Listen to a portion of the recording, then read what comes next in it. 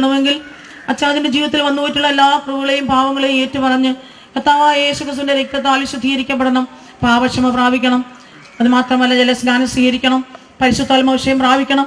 അങ്ങനെയെങ്കിൽ എൻ്റെ അടുക്കൽ ഇരിക്കാമെന്ന് ഞാൻ പറയുകയുണ്ടായി. ഉടനെ എൻ്റെ സഹോദരൻ എന്നോട് പറയുകയുണ്ടായി, മോളെ എത്രയോ സന്ദർഭങ്ങളിൽ നമ്മുടെ വിശ്വാസ വീട്ടിൽ നിന്ന് പാസ്റ്റർമാർ സിസ്റ്റേഴ്സൊക്കെ നമ്മുടെ ഭവനത്തിൽ വന്നിട്ടുണ്ടല്ലോ, സുവിശേഷം എന്നോട് പറഞ്ഞിട്ടുണ്ട്.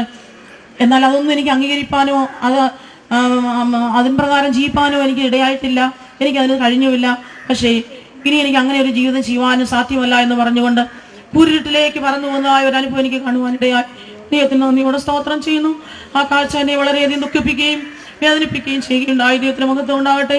ഒരു മനുഷ്യൻ ശരീരത്തിലിരിക്കുമ്പോൾ ചെയ്ത് നല്ലതായാലും തീയതായാലും അതിനേറ്റത് പ്രാപിക്കേണ്ടതിനായി ദൈവത്തിന്റെ ന്യായാസനത്തിന് മുൻപാകെ മരണാനന്തരം വരും. ദൈവത്തിന് നന്ദിയോടെ സ്തോത്രം ചെയ്യുന്നു.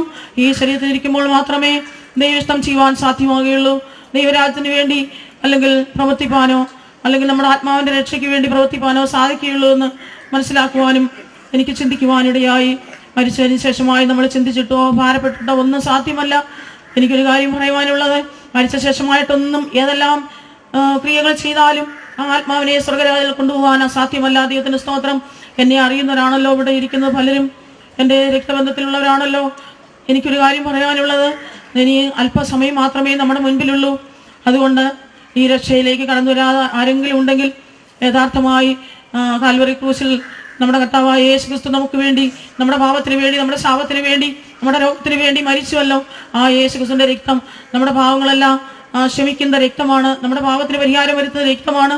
അതുകൊണ്ട് പാപക്ഷമ പ്രാപിച്ച് ജലസ്നാനം സ്വീകരിച്ച് പരിശുദ്ധമായ ഒരു ജീവിതം ചെയ്ത് ദൈവരാജ്യത്തിൽ കാണണമേ എന്ന് മാത്രമാണ് എൻ്റെ അപേക്ഷ. ദൈവത്തിന് നന്ദിയോടെ സ്തോത്രം ചെയ്യുന്നു.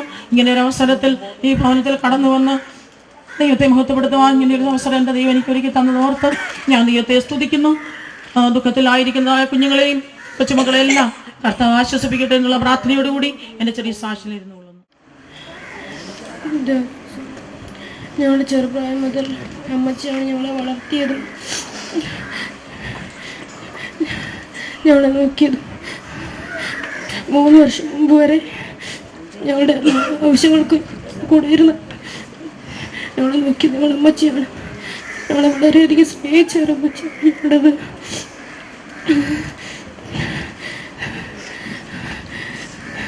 അമ്മച്ചി കഴിഞ്ഞ കുറച്ച് ദിവസങ്ങളായിട്ട് സുഖമില്ലാതെ ആയിരുന്ന സമയത്തും ഞങ്ങൾ വിളിച്ചാൽ വെളിയേക്കുമായിരുന്നു. ഞങ്ങളെപ്പോൾ സ്കൂളിൽ പോകുമ്പോഴും അമ്മച്ചിയോട് പറഞ്ഞിട്ടായിരുന്നു ഞങ്ങൾ പോകുന്നത്. ഞങ്ങൾ വ്യാഴാഴ്ച മരിക്കുന്നില്ല രാവിലെ ഞങ്ങൾ അമ്മച്ചിയോട് പറഞ്ഞിട്ടാണ് പോയത്. അമ്മച്ചി സ്കൂളിൽ പോകാണെന്ന് പറഞ്ഞു. പക്ഷെ തിരിച്ചു വന്നപ്പോഴത്തേക്ക്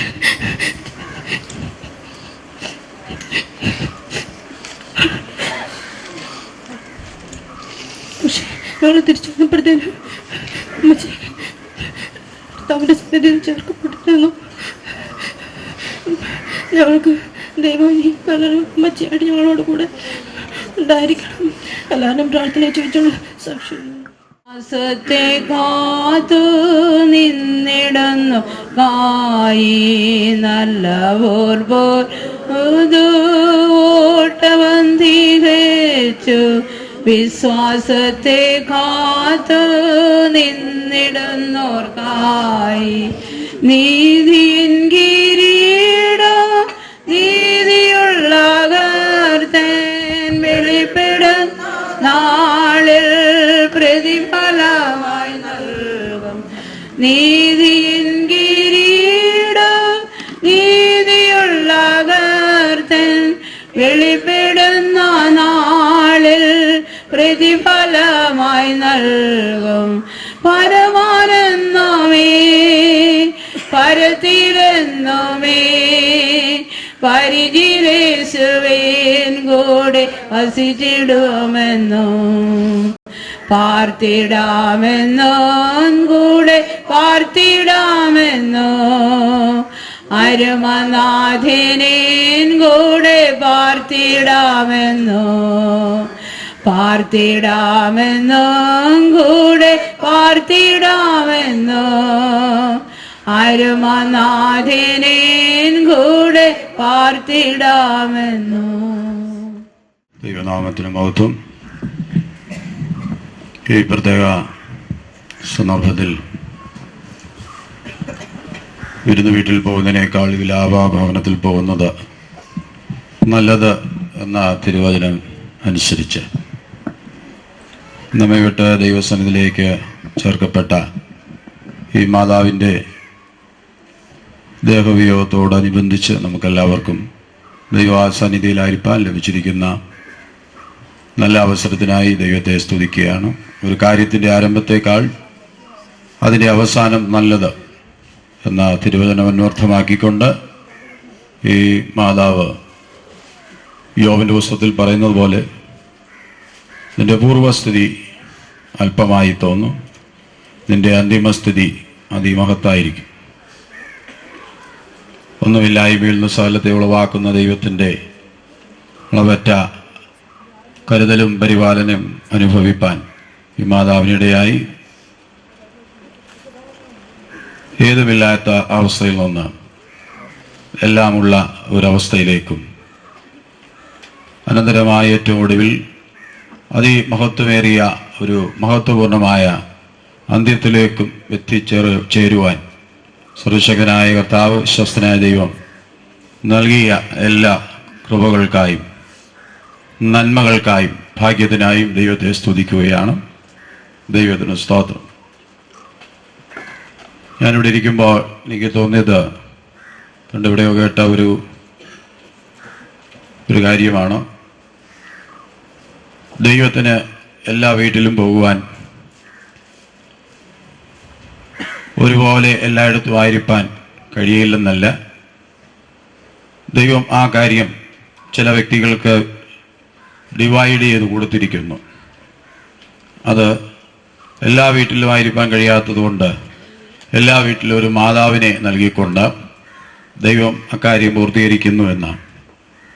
ഇവിടെ കേട്ട ചില സാക്ഷ്യങ്ങൾ, മക്കളുടെയും കൊച്ചുമക്കളുടെയും ഒക്കെ സാക്ഷ്യങ്ങൾ നമ്മൾ ശ്രദ്ധിച്ചാൽ തികച്ചും ഈ മാതാവ് എല്ലാവർക്കും ദൈവ സാന്നിധ്യത്തെ അനുസ്മരിക്കുവാൻ കഴിയുന്ന ഒരു ദിവ്യ സാന്നിധ്യത്തിൻ്റെ പ്രതീകമായി കാണപ്പെട്ടിരുന്നു എന്നുള്ളത് ഒരു യാഥാർത്ഥ്യമാണ്. ദൈവത്തിന് മഹത്വം. ദൈവത്തിൻ്റെ അഥവാ കർത്താവായ യേശു ക്രിസ്തുവിൻ്റെ ഒരു നാമം, 100-ലധികം നാമങ്ങൾ യേശു ക്രിസ്തുവിന് വേദപുസ്തകത്തിൽ ചാർത്തി കൊടുത്തിട്ടുണ്ട്. അതിലൊരു പേര് എൽ ഷദായി എന്നുള്ളതാണ്. അതിന് ഇംഗ്ലീഷിൽ മദർ ലൈക്ക് ഗോഡ്. ദൈവം എങ്ങനെ ഇരിക്കുമെന്ന് ചോദിച്ചാൽ നമുക്ക് അസന്നിഗ്ധമായിട്ട് സംശയമില്ലാതെ പറയാം, ഭവനാംഗങ്ങളും തന്നെ സമീപിച്ചിട്ടുള്ള അനേകർ അനുഭവിച്ചു പോരുകയായിരുന്നു. അതുകൊണ്ടാണ് ഈ മാതാവിൻ്റെ വേർപാട് നമുക്ക് അത്ര ദുഃഖകരമായി തീർന്നിട്ടുള്ളത്. ഈ മാതാവ് ഈ ലോകത്തിൽ നിന്ന് മാറ്റപ്പെട്ടതോടുകൂടെ അങ്ങനെയുള്ള പരിലാളനം ഇനി ലഭിക്കുമോ, ഇനി എവിടെ നിന്ന് ലഭിക്കും, ആരിൽ കൂടി ലഭിക്കും എന്നോർത്ത് അത് പ്രാപിച്ചിരുന്ന ആളുകൾ വിതുമ്പുകയാണ് ചെയ്യുന്നത്. ദൈവത്തിന് സ്തോത്രം. ഈ ലോകത്തിൽ ഇത്രത്തോളം വർഷങ്ങൾ ജീവിക്കുവാനും കർത്താവ് തനിക്ക് കൊടുത്ത ആ സ്ഥാനത്ത് തന്നാലാവോളം ചെയ്യേണ്ട സേവനങ്ങളൊക്കെ ചെയ്യുവാനും ഈ മാതാവിന് കഴിഞ്ഞു എന്നുള്ളത് ചാരിതാർത്ഥ്യജനകമായ ഒരു കാര്യമാണ്. അതുകൊണ്ട് തൻ്റെ വേല ഈ ലോകത്തിൽ പൂർത്തീകരിച്ച് ചെയ്യാവുന്നതിലും അപ്പുറം ചെയ്ത് ദൈവത്തെ മഹത്വപ്പെടുത്തി ദൈവം നൽകിയ ശുശ്രൂഷ വിജയകരമായി പൂർത്തീകരിച്ച് ഈ മാതാവ് തൻ്റെ അവകാശത്തിനായിട്ട് വയ്ക്കപ്പെടുകയായിരുന്നു. അതോർത്ത് നമ്മൾ ദുഃഖിച്ചാൽ ദൈവത്തിന് ദുഃഖമാണ്. അതുകൊണ്ടാണ് നമ്മൾ ദൈവത്തെ സ്തുതിക്കുന്നത്. നമുക്കെല്ലാവർക്കും ചേർന്നൊരു പ്രാവശ്യം കൂടെ ഓർത്ത് നമുക്ക് കരങ്ങൾ ഉയർത്തി ദൈവത്തെ സ്തുതിക്കാം. Praise the Lord. സ്തോത്രം, സ്തോത്രം, സ്തോത്രം, സ്തോത്രം, സ്തോത്രം, സ്തോത്രം, സ്തോത്രം, സ്തോത്രം, സ്തോത്രം. ചില പ്രിയപ്പെട്ടവര് പറഞ്ഞു, ഈ മാതാവിന് തൻ്റെ എല്ലാ ശുശ്രൂഷകളും നിറവേറ്റി മക്കളെയും കൊച്ചുമക്കളെയും ഒക്കെ കാണുവാനും അവരുടെ നന്മകൾ പ്രാപിപ്പാനും അനുഭവിപ്പാനും കാണുവാനും ഒക്കെ ഇടയായി. അത് വളരെ നല്ല ഒരു കാര്യം. ഈ ലോകത്തിൽ വെച്ച് ഒരു മനുഷ്യന്, ഒരു വ്യക്തിക്ക് അല്ലെങ്കിൽ ഒരു മാതാവിനോ പിതാവിനോ ലഭിക്കാവുന്നതിൽ ഏറ്റവും വലിയ ഒരു അനുഭവമാണ് മക്കളുടെ നന്മകൾ കാണുക എന്നുള്ളതും അനുഭവിക്കുക എന്നുള്ളതും അവരുടെ കരങ്ങളാൽ അന്ത്യസമയങ്ങളിൽ ബലം ക്ഷയിക്കുന്ന കാലയളവിൽ ശുശ്രൂഷകൾ കിട്ടുക എന്നുള്ളത്, ഇതൊക്കെ ഈ മാതാവിന് ലഭിച്ചു. എന്നാലും ഞാൻ ചിന്തിച്ചപ്പോൾ അവരേറെ നാളായി കാണാൻ ആഗ്രഹിച്ചിരുന്ന കർത്താവിനെ മുഖാമുഖമായി കാണുവാനുള്ള അനുഗ്രഹ ലബ്ധിയാണ് ഇപ്പോഴുണ്ടായിരിക്കുന്നത്.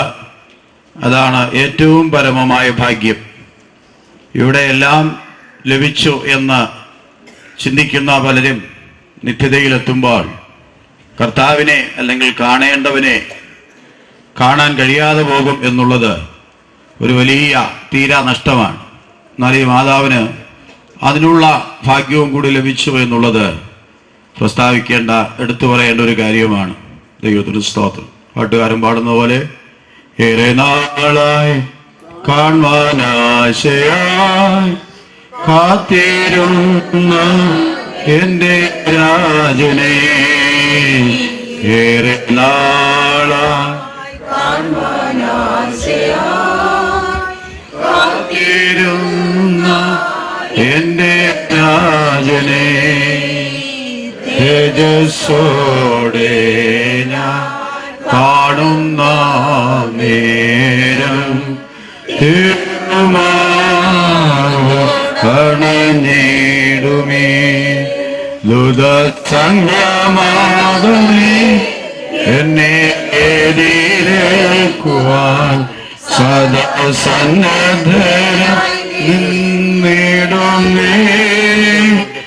ശുഭ്രവസ്ത്രധാരിയായി എന്റെ പ്രിയനിടം. ദൈവത്തിന് മഹത്വം. ഏറെ നാളായി ഈ ഭൂമിയിൽ പാർത്തുകൊണ്ട് കാണാൻ ആഗ്രഹിച്ചിരുന്ന പ്രാണപ്രിയന്റെ മണ്ഡലങ്ങളെയൊക്കെ, നക്ഷത്രമണ്ഡലത്തെ ഒക്കെ കടന്ന പ്രിയന്റെ സദനത്തിലേക്ക് എത്തിയിരിക്കുകയാണ്. ദൈവത്തിന് സ്തോത്രം. ഇനി ദുഃഖമില്ല, വേദനയില്ല, ഓർമ്മ പിശകുകളൊന്നുമില്ല, ആളുകളെ തിരിച്ചറിയാൻ കഴിയാത്ത അവസ്ഥകളൊന്നും ഇനിയുണ്ടാകത്തില്ല, പ്രാർത്ഥിക്കാൻ കഴിയാത്ത അവസ്ഥയൊന്നും ഉണ്ടാകത്തില്ല. അവിടെ പോയും പ്രാർത്ഥിച്ചുകൊണ്ടിരിക്കുമെന്നല്ല, കർത്താവിനെ കണ്ട് സർവ്വവേദനകളും വ്യഥകളും ഒക്കെ മറന്ന് വളരെ നാളായിട്ട് കാണാൻ ആഗ്രഹിച്ചിരുന്ന മക്കളോ അല്ലെങ്കിൽ ബന്ധുമിത്രാദികളോ കുടുംബാംഗങ്ങളോ അവരെ സ്വീകരിക്കാനായിട്ട് വന്നിട്ടുള്ളവർ, അവരെ ട്രെയിനിൽ നിന്ന് അവരും കരഞ്ഞുകൊണ്ടാണ് അവരെ സ്വീകരിക്കുന്നത് പലരും. അതിനെ നമുക്ക് പുനഃസമാഗമത്തിൻ്റെ വീണ്ടും കണ്ടുമുട്ടിയതിൽ നിമിത്തമുണ്ടായ ആനന്ദാശ്രു എന്ന് വിളിക്കാം. ഇതുപോലെ നമുക്ക് ഈ മാതാവ് ഇവിടെ നിന്ന് വേർപെട്ടു പോയതിൽ നമുക്ക് ദുഃഖമുണ്ട്. ഇവിടെ നമ്മൾ ദുഃഖിക്കുകയാണെങ്കിലും സ്വർഗത്തിൽ വളരെ സന്തോഷമാണ്. കർത്താവും ദൂതന്മാരെ സന്തോഷിക്കുകയാണ്. കാരണം ഇത്രയും നാളായിട്ട് കാത്ത് ഇരുന്ന ആ പ്രത്യാശയുടെ അനുഭവം പ്രാപിപ്പാൻ ഭൂമിയിൽ നിന്ന് ജയമെടുത്ത് ഇങ്ങ് വന്നു ചേർന്നല്ലോ എന്നുള്ള സന്തോഷം സ്വർഗത്തിൽ ഇപ്പോൾ മുഴങ്ങിക്കൊണ്ടിരിക്കുകയാണ്. അതുകൊണ്ട് നമ്മുടെ കരങ്ങൾ ഉയർത്തി നമുക്ക് ശക്തമായിട്ട് ദൈവമക്കളെല്ലാം ചേർന്ന് ഒരു 3 ഹല്ലേലൂയ വിളിക്കുന്നത് തികച്ചും യുക്തമായിരിക്കുമെന്ന് എനിക്ക് തോന്നുകയാണ്. കരങ്ങൾ ഉയർത്തി ഒരു 3 ഹല്ലേലൂയ മുഴക്കുകയാട്ടെ.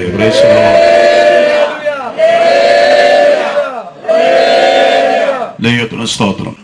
ഇപ്പോൾ ഇവിടെ നമ്മളെല്ലാം കടന്നു വന്നിരിക്കുന്നത് ഒരു പ്രത്യേക കാര്യം, ഹൃദയരായിട്ടിരിക്കുന്ന വേദനിക്കുന്ന ഹൃദയങ്ങളുടെ ആ വേദനയ്ക്ക് ഒരളവ് വരെയെങ്കിലും നമ്മുടെ സാന്നിധ്യം കൊണ്ട് ഒരു ആശ്വാസം നൽകുവാൻ നമ്മൾ വന്നിരിക്കുക.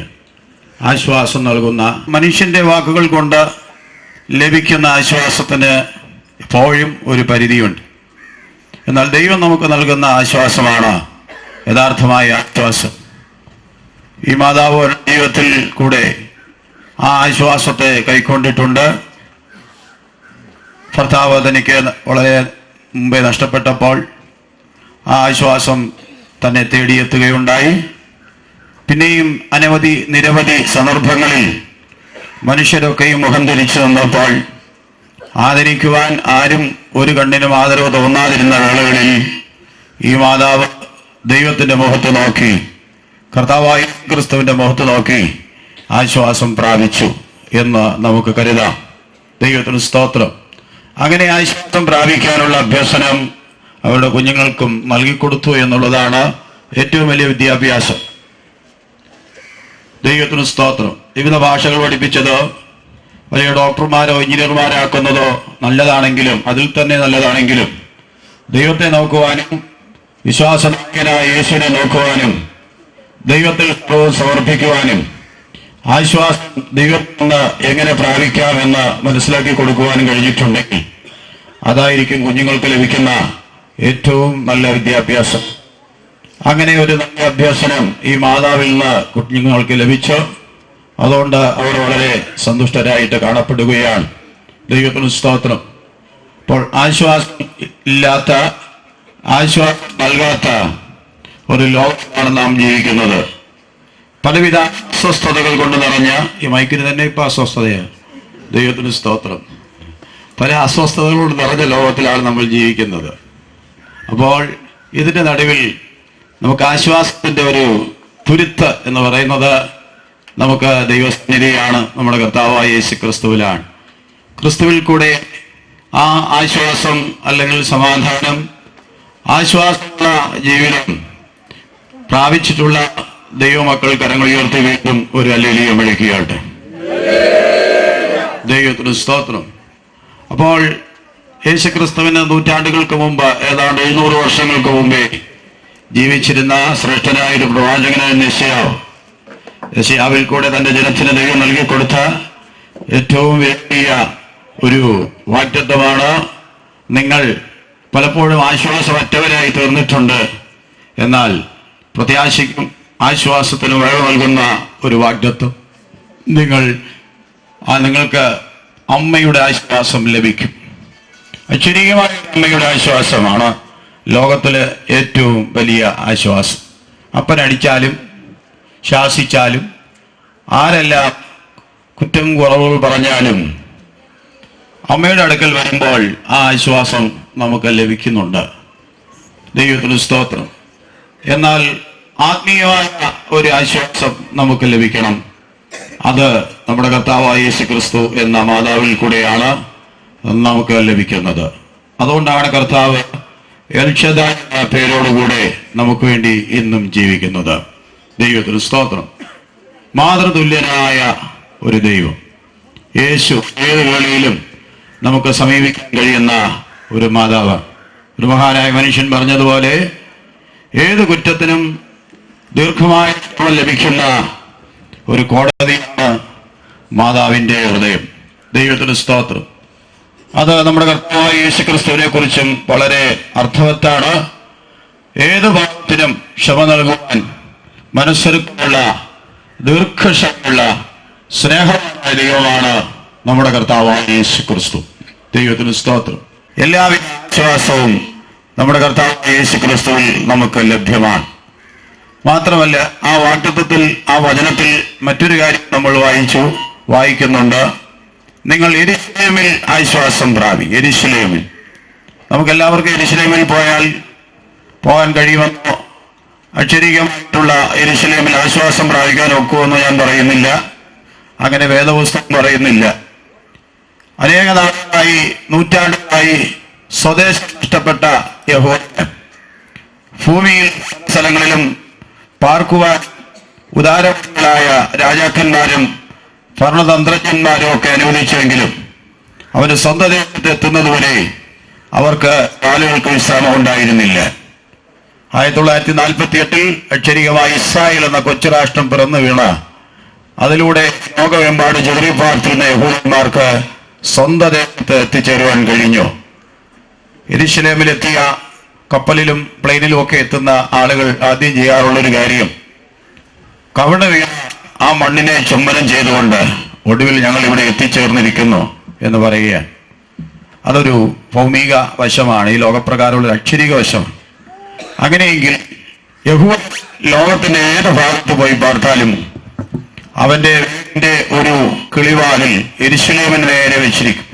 സങ്കീർത്തന ഭാഗത്ത് വായിക്കുന്നു, യെരൂശലേമേ, ഞാൻ നിന്നെ മറന്നുപോയാൽ എന്റെ വലങ്കൈ മറന്നുപോകട്ടെ എന്ന് ഒരു ഭട്ടകവി പാടുകയാണ്.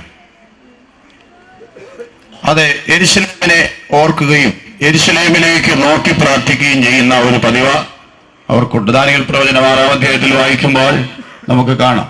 കാരണം അവരുടെ പ്രമോദത്തിന്റെ, സമാധാനത്തിന്റെ, ആശ്വാസത്തിന്റെ സ്ഥലം എന്ന് പറയുന്നത് യെരുശലേമിലാണ്. പ്രത്യാശയും ആശ്വാസത്തിന്റെ ഇരിപ്പിടം അത് മീതെയുള്ള യെരുശലേമാണ്.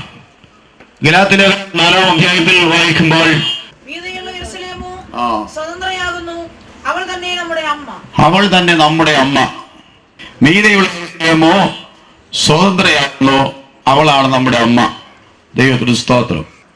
പലതരത്തിലുള്ള അനുഭവങ്ങൾ പറയാനുണ്ട്. ഇന്ത്യ സ്വാതന്ത്ര്യം പ്രാപിച്ചതിനെ കുറിച്ച് പറയാനുണ്ട്. നമ്മൾ സ്വതന്ത്ര ഭാരതത്തിന്റെ മക്കളാണെന്ന് അഭിമാനം കൊള്ളാറുണ്ട്.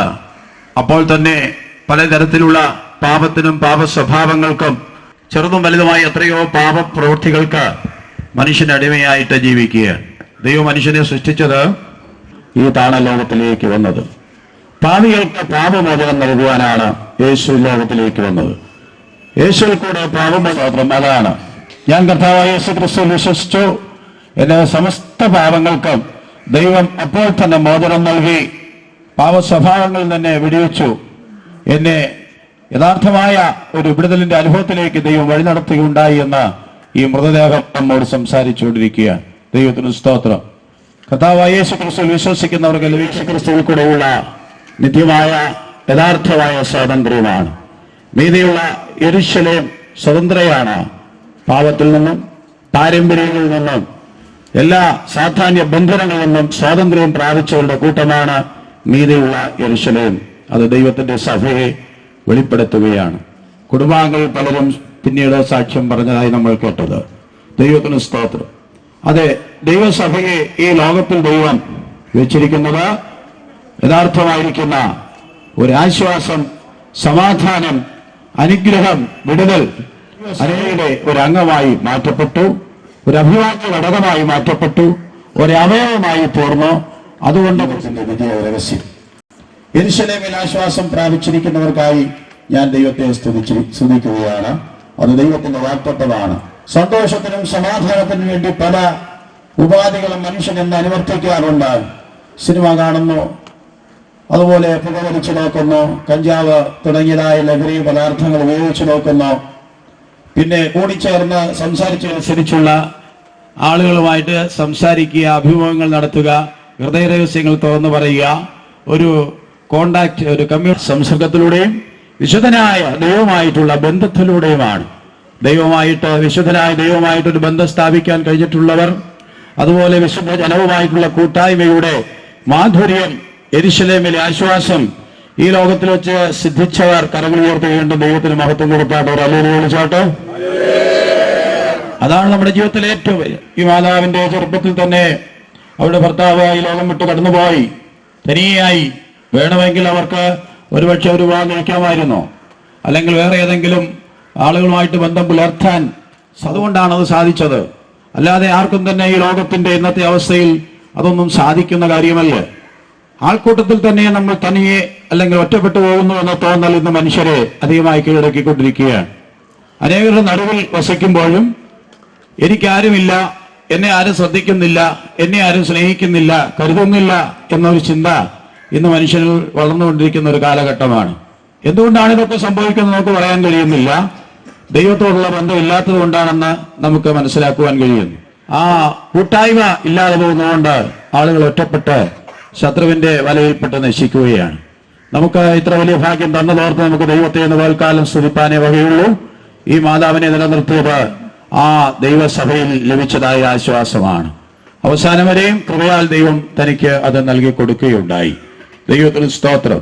അങ്ങനെ പ്രാർത്ഥനയുടെയും ദൈവികമായ സ്വർഗീയമായ ദൈവസാന്നിധ്യത്തിന്റെ അന്തരീക്ഷത്തിലും ജീവിച്ച് അല്പം പ്രയാസങ്ങളൊക്കെ ഒടുവിൽ അല്പം ഓർമ്മിപ്പിച്ചകോ എന്തൊക്കെയോ ഉണ്ടായിരുന്നു എങ്കിൽ തന്നെ ദൈവസന്നിധിയിലേക്ക് പോയി ചേരുവാൻ ഈ മാതാവിന് കഴിഞ്ഞു എന്നുള്ള ഓർത്ത് നമുക്ക് ദൈവത്തെ സ്തുതിക്കാം. ദൈവത്തിന് സ്തോത്രം.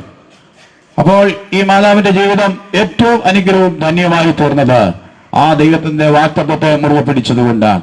ആരാധനകളിൽ ആകുന്ന കാലത്തോളം പോകാൻ പറ്റുന്നിടത്തോളം പോയി. ദൈവത്തിന്റെ സ്തോത്രം. എങ്കിലും എത്രയും ബുദ്ധിമുട്ടിയായാലും ദൈവസന്നിധിയിൽ പോകുക, ദൈവത്തെ ആരാധിക്കുക, ദൈവകൽപ്പന അനുസരിച്ച് ജീവിക്കുക എന്നുള്ളത് അവർ കണിശമായിട്ടും കൃത്യമായും പാലിച്ച ഒരു ജീവിതചര്യയായിരുന്നു. ദൈവത്തിന് സ്തോത്രം. അങ്ങനെ മീതെയുള്ള യെരൂശലേമാകുന്ന സ്വാതന്ത്ര്യം പ്രാപിച്ചവരുടെ കൂട്ടായ്മയിലൂടെ ദൈവത്തിന് സ്തോത്രം ഈ ലോകത്തിലെ മറ്റ് മനുഷ്യരെ ബാധിക്കുന്ന പല സ്വഭാവങ്ങളിൽ നിന്നും അവർക്ക് വിടുതൽ പ്രാപിക്കാൻ കഴിഞ്ഞു. വലിയവരാകണം, വലിയ വീട് വയ്ക്കണം, വലിയ കാറ് വാങ്ങിക്കണം, ദൈവത്തിന് സ്തോത്രം, അങ്ങനെയുള്ള ആഗ്രഹങ്ങളെയൊക്കെ ജയിക്കാൻ കഴിയും.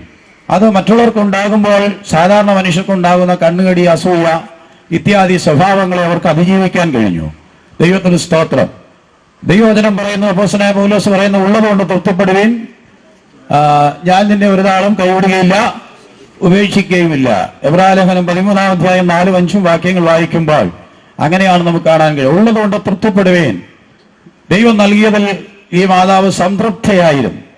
അതുകൊണ്ട് ആ തീമോഥെയോസിനെ അപ്പോസ്തലനായ പൗലോസ് 1 തീമോഥെയോസ് 6-ാം അധ്യായം 8-ാം വാക്യത്തിൽ പറയുന്നത്, ഉണ്മാനും ഉടുപ്പാനും ഉണ്ടെങ്കിൽ മതി മതി എന്ന മനോഭാവത്തോടു കൂടിയ ഞാൻ തൃപ്തനായിരിക്കുന്നു, ഐ ആം സഫിഷ്യന്റ് എന്ന മനോഭാവത്തോടു കൂടിയ ദൈവഭക്തി പെരിതായ ആദായമാണ് താനും. ആ മനോഭാവമുള്ളവർ എന്നോട് ചേരുന്നവർ മാത്രം വിളിച്ചോട്ടെ. ദൈവത്തിന് സ്തോത്രം. എന്നാൽ ഇതിന്റെ മധ്യത്തിൽ ഈ മാതാവിനെ പോലെയുള്ള ഭക്ത ശിരോമണികൾ ഇതൊന്നും വേണ്ട എന്ന് ചിന്തിച്ച് വിവൽ ഘട്ടങ്ങളെയെല്ലാം ദൈവത്തിലുള്ള ധൈര്യമായ ഉറച്ച വിശ്വാസം കൊണ്ട് ധീരമായി നേരിട്ട് അവർ വിശ്വാസത്തിൽ നിലനിൽക്കുവാനും ജയമെടുക്കുവാനും പ്രമാണമാക്കിക്കൊണ്ട് ആധാരം ശരിയാക്കിക്കൊണ്ട് വിശ്വാസത്തിൽ നിലനിൽക്കുകയും വിശ്വാസത്തിൽ നല്ലപോലെ പൊരുതുകയും വിശ്വാസത്തിൽ ഉള്ള കാര്യങ്ങൾ പാലിക്കുകയും വിശ്വാസത്താൽ കർത്താവിനെ കണ്ടുകൊണ്ട് ഈ ലോകത്തിൽ ജയകരമായ ഒരു ജീവിതം നയിക്കുകയും ചെയ്തുകൊണ്ടിരിക്കുകയായിരുന്നു. ദൈവത്തിന് സ്തോത്രം. വലിയ പബ്ലിസിറ്റി ഒന്നും ഇല്ലായിരുന്നു, ഫോട്ടോകളൊന്നും പേപ്പറിലോ മാധ്യമങ്ങളിലോ ഒന്നും വന്നിരുന്നില്ല. എങ്കിലും വിശ്വാസത്തിൽ ധീരതയോടെ നിന്ന് കർത്താവിന്റെ കൽപ്പനകളെ പ്രമാണിച്ചതുകൊണ്ട് സ്വർഗീയ ഗവൺമെന്റ് തന്നെ മാനിച്ചിരിക്കുകയാണ്. ജീവന്റെ കിരീടം അപ്പോസ്തലനായ പൗലോസ് പറയുന്നു, ഞാൻ നല്ല പോർവരുതി ഓട്ടം തികച്ചു, വിശ്വാസം കാത്തു, അതുകൊണ്ട് ഇനി നീതിയുടെ കിരീടം എനിക്കായി വയ്ക്കപ്പെട്ടിരിക്കുന്നു. ഇന്ന് പലരും പല പോരാട്ടങ്ങൾ നടത്തിക്കൊണ്ടിരിക്കുകയാണ്. അത് ആരോടാണ്, എന്തിനു വേണ്ടിയാണെന്നുള്ളത് അവരവർക്ക് മാത്രമേ അറിയാവൂ. ദൈവത്തിന് സ്തോത്രം. അയൽവാസിയുമായിട്ട് നല്ല പോരാടുന്നവരുണ്ടാവാം, അമ്മ മരുമകളോട് നന്നായിട്ട് പൊരുതുന്നുണ്ടാവാം, ഇനിയും നന്നായിട്ട് പൊരുതണം. ദൈവത്തിന് സ്തോത്രം. പക്ഷെ ആ പോരാട്ടങ്ങളുടെ അന്ത്യത്തിൽ ജീവകിരീടമല്ല ലഭിക്കുന്നത്. ദൈവത്തിന് സ്തോത്രം എന്നുള്ള കാര്യം മറക്കാതിരിക്കാൻ ഓർപ്പിച്ചെന്ന് മാത്രമേ ഉള്ളൂ. ഈ മാതാവ് നല്ല പോർ പൊരുതു. ഏറ്റവും അധികം കരഞ്ഞതും നന്ന സാക്ഷ്യം പറഞ്ഞതും മരുമകളാണ്.